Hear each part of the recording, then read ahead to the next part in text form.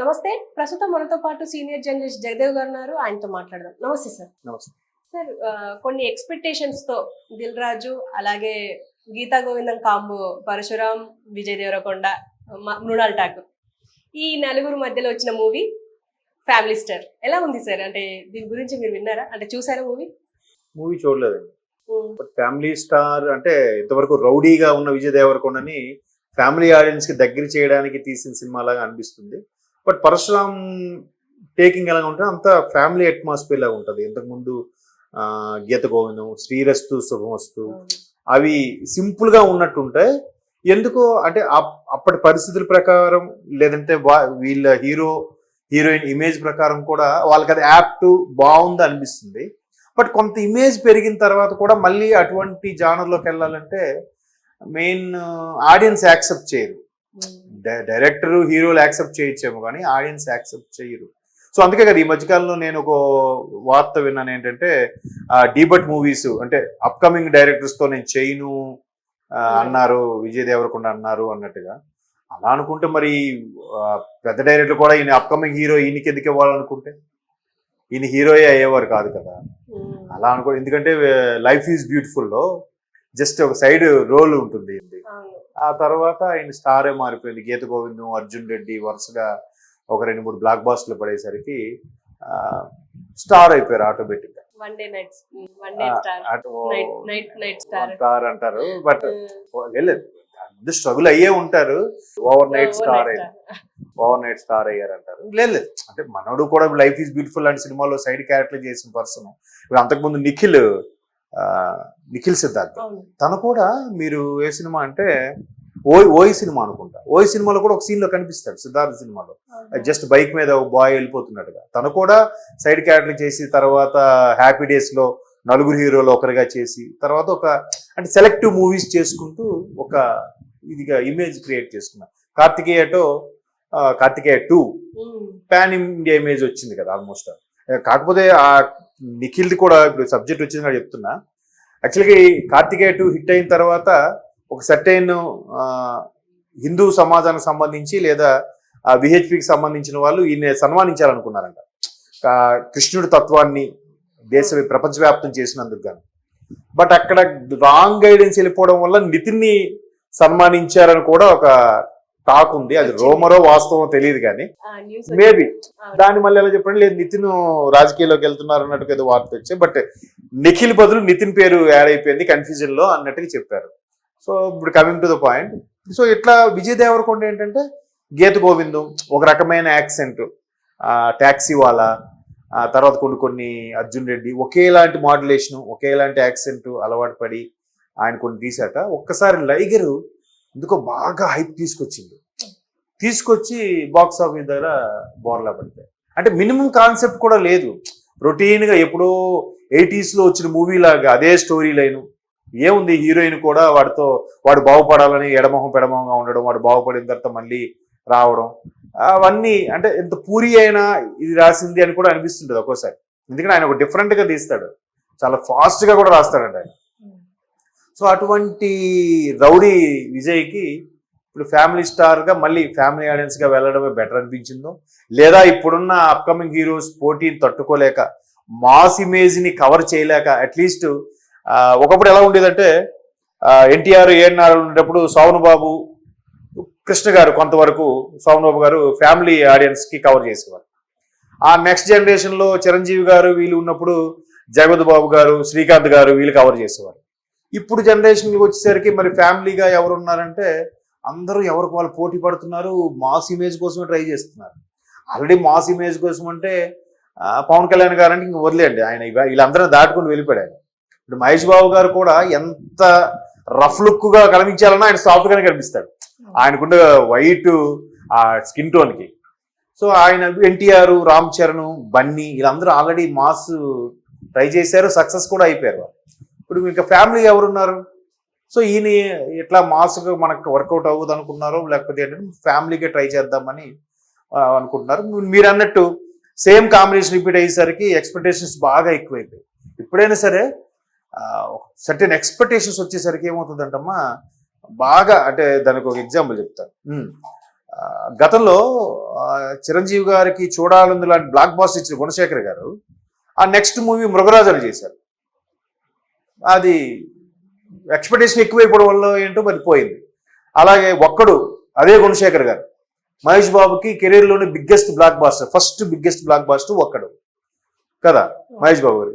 ఆయన వెంటనే మళ్ళీ అర్జును ఓకే సినిమా బాగానే ఉంటుంది, కానీ ఎక్స్పెక్టేషన్స్ అన్నమాట. ఎక్స్పెక్టేషన్స్ ఎక్కువైతే మాత్రం మనం ఆడియన్స్ పల్స్ పట్టుకోవడం కష్టమైపోతుంది ఎవరికి కూడా. అందుకే రాజమౌళి చాలా తెలివిగా ఏం చేస్తాడు ఆయన, అంత మగధీర లాంటి బ్లాక్ బాస్టర్ వచ్చాక ఏం చేశాడు ఆయన, సింపుల్గా మర్యాద రామన్ అని చెప్పి ఏ భారీ కాస్టింగ్ లేకుండా ఒక కమెడియన్ తీసుకొచ్చి హీరోగా మలిచి తీసాడు, హిట్ కొట్టాడు. మళ్ళీ మంచి ఒక హిట్లు 2-3 హిట్లు వచ్చిన తర్వాత మళ్ళీ ఏం చేశారు, ఏగతో మళ్ళీ కొంచెం ఆయనగా తగ్గించుకోనో లేదంటే ఎక్స్పెక్టేషన్స్ అమ్మో వీళ్ళు నెక్స్ట్ ఎక్స్పెక్టేషన్స్ పెరిగిపోతాయని చెప్పు ఆయన పల్స్ పట్టుకున్నాడు ఆయన. అంటే నాకు అనిపించింది చెప్తున్నా. అందుకే ఏగా తీశారు, ఏగా కూడా హిట్ అయిపోయింది. మనుషులతో సంబంధం లేదు జంతువులతో కూడా హిట్ కొడతాను అన్నట్టుగా అనిపించింది. అప్పుడు అందరూ అదే కదా అనలిస్టులు క్రిటిక్స్ అందరూ కూడా అదే రాశారు పేపర్లో కూడా. సో ఇప్పుడు ఏంటంటే ఎక్స్పెక్టేషన్స్కి ఏదైతే ఆడియన్స్ రీచ్ అయిపోతారో దానికి రీచ్ అవ్వడం చాలా కష్టం ఉంటుంది. అందుకే స్టోరీ లైన్ కానీ కొన్ని టీజర్లో కూడా లీక్ చేయకూడదు. లీక్ చేస్తే ఏమవుతుందంటే ఒక రకమైన ఎక్స్పెక్టేషన్స్కి వెళ్ళిపోతారు. వెళ్ళిపోయినప్పుడు ఏమవుతుందంటే ఒక్కసారిగా తుస్సు మరిపోతుంది. ఇప్పుడు ఆచార్య ఏమైంది, కొరటాల శివ గారికి అసలు ఫ్లాపే లేదు, అటువంటిది ఆచార్య పోవడం ఏంటి, అది కూడా చూస్తే మామూలుగా రెగ్యులర్ కథలాగా ఉండడం ఏంటి. ఎంతవరకు ఆయన అలా చేయలేదు కదా. ప్రతిదీ కూడా శ్రీమంతుడు చూడండి ఎంత మంచి సబ్జెక్ట్, అలాగే జనతా గారే చూడండి ఎంత మంచి సబ్జెక్ట్, ఇట్లా ఎంత భరత్ అని నేను ఏది కూడా మంచి మంచి సబ్జెక్టులు తీసారు. ఆయన ఆచార్యులను ఎందుకు అలా తీస్తారు, ఆయన వైఫల్యమా లేదు ఆడియన్స్ ఎక్స్పెక్టేషన్స్ రీచ్ అవ్వలేకపోయాడా. అలాగా ఇప్పుడు విజయ్ దేవరకొండ ఏంటంటే ఒక రకమైన మోసకి ఒక రకమైన మోస యాక్టింగ్కి అలవాటు పడిపోయారన్న వార్తలు కూడా ఉన్నాయి, విమర్శలు కూడా ఉన్నాయి. సో దాని నుంచి ఓవర్కమ్ అవ్వడానికి మేబీ ఫ్యామిలీ ఆడియన్స్కి దగ్గర అవ్వడానికి చేసి టైటిల్ కూడా ఫ్యామిలీ స్టార్ అనే పెట్టారు కానీ మీరు అన్నట్టు కాంబినేషన్ ఆ కాంబో మంచి బ్లాక్ బాస్టర్ కాంబో కదా అని మళ్ళీ అనుకుంటే మాత్రం ఆ హిట్ అవ్వాలని లేదు. గతంలో కూడా చాలా ఇలాగే మనలో కూడా జనరల్గా ఏం చేస్తుంటే ఒక హిట్ పేరు ఒక హిట్ కాంబినేషన్ వచ్చింది అనుకోండి వరుస బెట్టింగ్ అదే మూసలో తీసేస్తూ ఉంటారు. మీరు అబ్జర్వ్ చేయండి, నా చిన్నప్పటి నుంచి కూడా ఫర్ ఎగ్జాంపుల్ రౌడీ అల్లుడు సినిమా ఉంది చిరంజీవి గారిది, అంటే బాగా చిన్నప్పుడు. ఆ తర్వాత వరుస అనమాట రౌడీ అన్నయ్య, rowdy boss, rowdy hero, rowdy ఏంటది అల్లుడు అయిపోయింది కాబట్టి రౌడీ అన్నయ్య, రౌడీ తమ్ముడు, ఇట్లా రౌడీ మీద వచ్చేస్తుంటాయి టైటిల్స్. ఇంకా అలాగా మనవాళ్ళు కూడా ఏంటంటే ఒక ఏదైనా ఒక పట్టుకున్నారు అనుకోండి ఇంకా దాని మీదే వేస్తా ఉంటారు. ఒక దెయ్యం సినిమా కాన్సెప్ట్ ఒకటి హిట్ అయింది అనుకోండి ఇంకా వరుసపెట్టి దెయ్యం సినిమాలు వచ్చేస్తూనే ఉంటాయి. మీరు అబ్జర్వ్ చేశారా, అది వాళ్ళు అనుకొని తీస్తారో లేదంటే ఆ కాన్సెప్ట్ ప్రజెంట్ ట్రెండ్లో ఉంది కాబట్టి అనుకొని తీస్తారో తెలియదు కానీ ఇంకా అట్లాగే ఉంటుంది. దానికి బీజం వేసింది మాత్రం దిల్వాలే దుల్హనియా లే జాయేంగే, అదే ప్రేమించి పెళ్ళాడుతాను షారుఖ్ ఖాన్ సినిమా. అది ఎన్ని సినిమాలకి దాన్ని ఆద్యం పోసిందంటే హీరో అనేవాడు హీరోయిన్కి పెళ్లి ఫిక్స్ అయిన తర్వాత హీరోయిన్ ఇంట్లో తిష్ట వేసి వెళ్ళగా వాళ్ళందరినీ మార్చుకొని హీరోయిన్ లైన్లో పెట్టుకోవడం అనేది కాన్సెప్ట్ కదా. దిల్వాలే దుల్హనియా లే జాయేంగే అది ఎన్ని సినిమాలు రాలేదు చెప్పండి, నాకు తెలిసి ఇన్ని సినిమాలు వచ్చి ఉంటుంది. అన్ని సినిమాలు అదే కాన్సెప్ట్.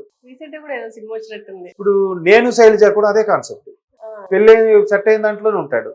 ప్రేమంటి దేర వెంకటేష్ది అదే కాన్సెప్ట్. మీరు ఏది తీసుకోండి. తర్వాత బాలయ్య బాబుది ఒక సినిమా వచ్చింది అప్పట్లో గుర్తు రావట్లేదు, అది కూడా అలాగే ఉంటుంది. ఆయన కూడా ఆ జానర్లో చేసేసాడు, హీరోయిన్ ఇంట్లో ఉండడం. ఇప్పుడు ఆ శ్రీరస్తు సొమ్మస్తు కూడా అదే కాన్సెప్ట్ కదండి, పరశురామ గారికి తీసింది. పెళ్లి సెట్ అయిన దాంట్లో అక్కడ ఉండడం, ఆడ మంచిగా మార్కులు తెచ్చుకోవాలనుకోవడం, లాస్ట్లో కథ సుఖాంతం చేయడం. రియల్ లైఫ్లో అయితే అలా అవ్వదు కదా. సో అట్లా ఫ్యామిలీ ఆడియన్స్ ఎక్స్పెక్టేషన్స్ రీచ్ అవ్వడం ఇంకా కష్టం. ఇంకా అదే మాసు తర్వాత వైబ్ అని అనుకుని ఉంటారు కదా, అట్లాంటి వాటికైతే వైబ్స్ వేరు ఎట్లాగైనా ఉండొచ్చు. బట్ ఫ్యామిలీ ఆడియన్స్కి ఏంటంటే వాళ్ళ ఒక స్టోరీ, ఇంకా ఫ్యామిలీ ఆడియన్స్ కృష్ణవంశీ సినిమాల్లాగా తెరంతా నిండుగా ఒక 40 మంది ఆర్టిస్టులతో ఉంటే అప్పుడు సాటిస్ఫాక్షన్కి రీచ్ అయ్యే ఛాన్సెస్ ఉంటాయి. సినిమా అయితే నేను చూడలేదు, చూద్దాం. మరి కొన్నిసార్లు ఏంటంటే ఒక వారం రోజుల తర్వాత 10 రోజుల తర్వాత హిట్ అయిన సినిమాలు కూడా ఉన్నాయి. ఇప్పుడు ఈ మధ్యకాలంలో చూసి సలార్ కూడా అంతే కదా, ముందు ఏముందిలే అన్నట్టు అన్నారు, బట్ 1 వీక్ తర్వాత భారీ కలెక్షన్స్ వచ్చాయి, సూపర్గా ఉంది అన్నారు. RRR కూడా అలాగే అన్నారు, ముందు రామ్ చరణ్ ఏం లేదు అంతా ఎన్టీఆర్ ఎక్కువ ఉంది అన్నారు, కొందరు అన్నది ఎన్టీఆర్ ఎక్కువ లేదు రామ్ చరణ్ ఎక్కువ ఉంది అన్నారు. ఒక 1 వీక్ తర్వాత ఇద్దరిది బాగుంది, ఒక రకమైన ఎలివేషన్ వచ్చింది అని చెప్తారు. ఇవి ఎట్లా ఉంటాయి చెప్పలేము, బట్ మనం చెప్పే అనాలిసిస్, మనం చెప్పే విమర్శల వల్ల ప్రొడ్యూసర్స్కి దాని మీద ఆధారపడే వాళ్ళకి నష్టం లేకుండా ఉండాలి. అందుకే బాగోదు. ఇప్పుడు జనరల్గా ఎలా ఉంటుందంటే కొన్ని టీవీలో వస్తున్నప్పుడు పాత సినిమాలు చూస్తూ ఉంటాం, చూసినప్పుడు సినిమా బాగుందే అనిపిస్తుంది, బట్ అలాంటి సినిమాలు కూడా 100 వచ్చేసి ఉంటాయి. బట్ నాకు ఎందుకు నేను నా పర్టికులర్ మూడు లేదా ఆ రోజు ఉండే రిలాక్సేషన్ బట్టి లేదంటే ఇంట్లో చూసుకుని కంఫర్ట్ బట్టో నాకు అది నచ్చిండొచ్చు. అంతే కదా, ఫ్యామిలీ స్టోరీలు కూడా ఏముంటాయి, వీళ్ళ మీద వాళ్ళ మీద వీధి అనుకోవడము, లేదంటే ఈగోలు హట్ అవ్వడము, అవమానపడడం, పెళ్ళిళ్ళకి వెళ్తే సరిగ్గా పలకరించలేదు అనుకోవడం, లాస్ట్లో వచ్చేసరికి కథ సుఖాంతం, ఇలాగే పెడతారు కదా. కాకపోతే పాత్రలు మారుస్తూ ఉంటారు. అరే ఈ సినిమా బాగానే ఉంది, అప్పట్లో ఎందుకు ఆడలేదు అంటే ఓహో ఇలాంటివి కొన్ని 100 వచ్చేసి ఉన్నాయి అనమాట అప్పటికి. అంతే కదా. కాబట్టి ఇప్పుడు శివలాగే డిఫరెంట్గా తీయలేరు ఎవరు, తీయాలంటే ఎప్పుడో ఒకసారి అవుతుంది. డిఫరెంట్ టేకింగ్లో చేస్తే బాగుంది. ఇప్పుడు అరవింద్ సమేత ఉంది, అది ఫ్యాక్టరీస్ గురించే, బట్ అది కొంచెం డిఫరెంట్గా తీయాలని ప్రయత్నించాడు. హీరో అనేవాడు కక్షలు కార్పణ్యాలు కత్తులు తీయకుండా కూల్గా శాంతంగా ఉంటే ఎలా ఉంటుంది, శాంతంగా ఉండి వాళ్ళు మార్చగలుగుతాడా. ఇప్పుడు మిర్చి కూడా అదే కాన్సెప్ట్ కదా, సేమ్. కాబట్టి అదొక జానర్, కాన్సెప్ట్ అదే, టేకింగ్లో కొంచెం తేడా. ఇద్దరు కూడా వీళ్ళు కూడా అటువైపు వెళ్ళి మార్చుకుని వస్తాడు, వీడు ఒకటి సిటీలోకి వెళ్ళి మార్చుకుని వస్తాడు అరవింద్ సమేత. అక్కడ ఏంటంటే కరెక్ట్గా వాళ్ళ కుటుంబంలోకి వెళ్ళి వాళ్ళ వైపు నుంచి నరుక్కొని వస్తాడు. ఇప్పుడు ఫ్యామిలీ కూడా ఏమాత్రం చిన్న డిఫరెంట్ స్టోరీ లైన్ పెట్టినా కూడా, ఇప్పుడు మొన్న రీసెంట్గా జోయ్ వచ్చింది, జాయ్ అండ్ స్పెల్లింగ్ అలా ఉంటుంది, బట్ జో అంటది, మనం తెలుగు నేటివ్ జాయ్ అంటాం. ఇప్పుడు అక్కడ సినిమా ఏముంది, రొటీనే, కాలేజీ లవ్ స్టోరీ అంత. క్లైమాక్స్ లో చిన్న ట్విస్ట్ ఏంటంటే ఒకప్పుడు కాపాడిన అమ్మాయే వాడిని వీడిని ఇష్టపడతా ఉంటుంది, తెలియకుండా పెళ్ళి అవుతుందని చిన్న ట్విస్ట్ పెట్టి అది అక్కడ బ్లాక్ బాస్టర్ అయిపోయింది. తెలుగులో కూడా ఓటీటీలో తెగ ఆడేసింది కదా. సో అట్లా ఏవో చిన్న అవే ఇవి పాత్రలు, డిఫరెంట్ లొకేషన్స్, చిన్న టేకింగ్. క్లైమాక్స్ ఏదైనా ఆయువు పట్టమ్మా ఏ సినిమాకైనా. క్లైమాక్స్ ఏ మాత్రం చెడిందా, సినిమా అంతా బాగున్నా క్లైమాక్స్ దుస్తు అనిపిస్తే పోతుంది. ఇప్పుడు ఖుషి ఉంది, ఖుషి కూడా బాగానే ఉంటుంది. ఇంతకుముందు విజయ్ దేవరకొండ వచ్చిన సినిమా సమంత విజయ్, అది బాగుంది, ఇక్కడ క్లైమాక్స్ ఏం లేదు. అక్కడ ఒక హోమం చేశారు, తుస్సు అనిపించి అది జనాలకు నచ్చలేదు. అక్కడే చెప్పాడు, జాతకం కన్నా ప్రేమ నమ్మకమే గొప్పదని చూపించే ప్రయత్నం చేశాడు ఆయన. అక్కడ తండ్రి కూడా ఆడుకున్న మూఢనమ్మకాలు నాస్తికత్వం అన్ని పక్కన పెట్టి కొడుకు కోసం వచ్చాడు, ప్రేమే గొప్పది అన్నట్టుగా, కొడుకు మీద ఉండే ప్రేమని. దాన్ని ఎవరు మన వాళ్ళకి సుమోలు లేవాలి, పత్రాలు లేవాలి, ఇట్లా డిఫరెంట్గా ఏదో ఆలోచిస్తారు. ఇప్పుడు మలయాళం సూపర్ చేస్తారా, తమిళ సూపర్ చేస్తారంట కదా, మరి అదే కాన్సెప్ట్ ఎక్కడ తీస్తే ఎందుకు వర్కౌట్ అవ్వమ్మా? మీకు చిన్న ఎగ్జాంపుల్ చెప్పనా, ప్రేమ సినిమా ఉంది వెంకటేష్ అప్పట్లో, నేను పుట్టక ముందు సినిమా అనుకో. దాని గురించి అప్పట్లో మా సిస్టర్ వాళ్ళు చెప్పేవారు. అదంట ఫస్ట్ రిలీజ్ చేసినప్పుడు క్లైమాక్స్లో రేవతి చనిపోతుందంట. సినిమా ఆడలే, మళ్ళీ రేవతి బతికినట్టుగా క్లైమాక్స్లో వాళ్ళిద్దరికి ఒక సాంగ్ పెట్టారట. అప్పుడు cinema super hit, first Nandi award కూడా వచ్చిందట వెంకటేష్ గారి సినిమాకి. మన ఆడియన్స్ థింకింగ్ అలా ఉంటుంది. క్లైమాక్స్ ఇప్పుడు రమణ విన్నారా, తమిళ్లో రమణ సూపర్ హిట్ మూవీ అది. తమిళ్లో భారతీయుడు అటర్ ఫ్లాప్ కానీ ఫ్లాప్, తెలుగులో సూపర్ హిట్. తమిళ్లో రమణ హిట్, అదే తెలుగులో ఠాగూర్. అక్కడ తమిళ్లో విజయకాంత్ రమణ చనిపోయారు రీసెంట్గా, ఆయన ఉరివేస్తారు, అది క్లైమాక్స్. ఇక్కడ చిరంజీవి ఉరేస్తే సినిమా ఆడుతుందా? అందుకేం చేశారు, ఎక్కడ దెబ్బ తినకుండా ఒక రిటైర్డ్ జడ్జిలను ఒక 50 మందిని కలిసి, 10 మందినో 20 మందినో కలిసి, సార్ ఇలా చేసిన వాడికి క్షమాభిక్ష ఉంటుందా, ఇలాంటి కోర్టు క్షమిస్తుందా, తప్పించుకునే మార్గాలు ఉన్నాయా అంటే వాళ్ళు కొన్ని స్టడీలు చేసి, గతంలో పోలందేవి లాంటి వ్యక్తుల్ని కూడా సొసైటీ క్షమించి హక్కును చేర్చుకుంది, ఈయన కూడా సొసైటీ కోసం చేశాడు కాబట్టి ఈయనకి ఆ క్షమాభిక్ష పెట్టచ్చు, అలా క్లైమాక్స్లో అలా మార్చారంట. మన అదే మనకి చిరంజీవి గారికి ఉరిశిక్ష పడిందని అంటే ఎవరు ఊరుకుంటారా? తెరలు చింపేస్తారు కదా. సో అట్లాగా ఈ ఫ్యామిలీ ఇది కూడా కొద్ది కొద్దిగా మార్చి అటు ఇటో తీసుకెళ్ళి మన క్లైమాక్స్ మన దగ్గరికి తెచ్చేయాలి. తీసుకురాదనుకోండి ఆడియన్స్, ఫ్యామిలీ ఆడియన్స్ అప్సెట్ అవుతారు. సో చూద్దాం, చూడాలనుకుంటున్నా ఈ సండే చూసి అప్పుడు మనం సర్టిఫై చేద్దాం. Okay sir, thank you. Thank you.